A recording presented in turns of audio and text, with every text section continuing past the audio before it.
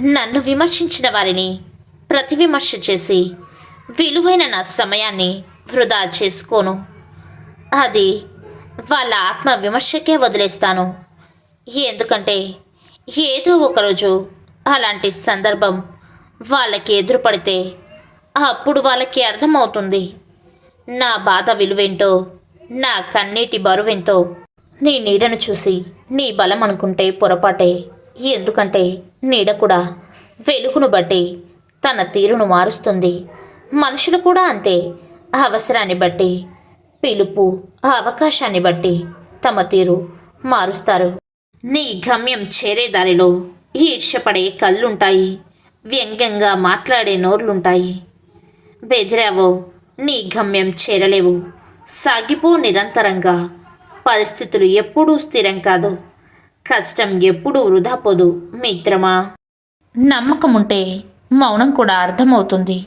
నమ్మకం లేకుంటే ప్రతి మాట అపార్థమే అవుతుంది. నమ్మకం అనేది అనుబంధానికి ఆత్మ లాంటిది మిత్రమా. తెలియని వాళ్ళు మోసం చేస్తే తెలియకుండానే మర్చిపోతాం. కానీ మనసుకు నచ్చిన వాళ్ళు మోసం చేస్తే మరణించేదాకా మర్చిపోలేము మిత్రమా. ఆవేశానికి అరుపులు ఎక్కువ, ఆలోచన తక్కువ. అబద్ధానికి అభిమానులు ఎక్కువ, ఆయుష్ తక్కువ. నిజానికి శత్రువులు ఎక్కువ, సాహసం తక్కువ. స్నేహానికి సాహిత్యం ఎక్కువ, పట్టింపులు తక్కువ. మనం ఏదైనా మౌనంగా భరించినంత కాలం మనం మంచివాళ్ళమే.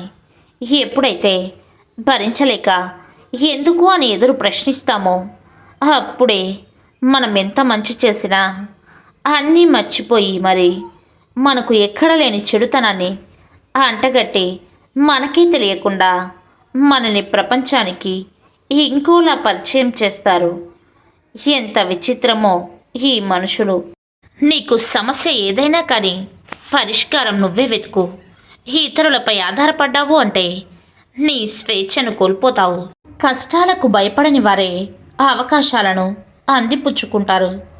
పోరాటం ఎంత గొప్పదైతే విజయం అంత అద్భుతంగా ఉంటుంది. రోజులు మారినంత మాత్రాన మన జీవితాలు మారిపోవు. మారాల్సింది మన చుట్టూ ఉన్న పరిస్థితులు కాదు, వాటిని మనం చూసే విధానం మిత్రమా.